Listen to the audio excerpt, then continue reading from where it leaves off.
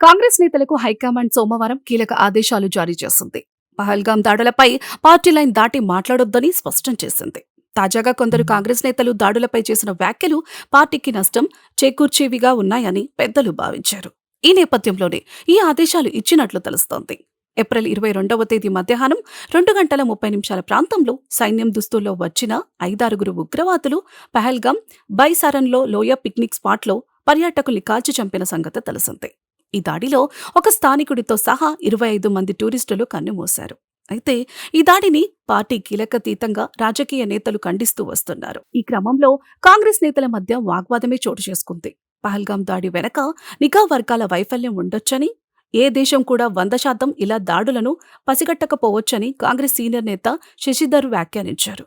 అయితే ఈ వ్యాఖ్యలు బీజేపీ ప్రభుత్వానికి అనుకూలంగా ఉన్నాయంటూ కాంగ్రెస్ నుంచి అభ్యంతరాలు వ్యక్తమయ్యాయి. ఈ క్రమంలో కాంగ్రెస్ నేత ఉదిత్ రాజ్ శశిధర్పై తీవ్రంగా స్పందించారు. తరూర్ కాంగ్రెస్లో ఉన్నారా, బీజేపీలో ఉన్నారా అని ప్రశ్నించారు. సూపర్ బీజేపీ మ్యాన్ గా మారేందుకు ప్రయత్నిస్తున్నారా అని ఆగ్రహం వ్యక్తం చేశారు. అయితే ఈ పరిణామాలను అధ్యక్షుడు మల్లికార్జున ఖర్గే, సీనియర్ నేత రాహుల్ గాంధీ తీవ్రంగా పరిగణించినట్లు సమాచారం. భవిష్యత్తులో ఇతర నేతలు ఈ తరహా వ్యాఖ్యలు చేయకుండా ఆదేశాలు జారీ చేశారు. అంతేకాదు ఇద్దరు నేతలను మందలించినట్టుగా కూడా ఇండియా టుడే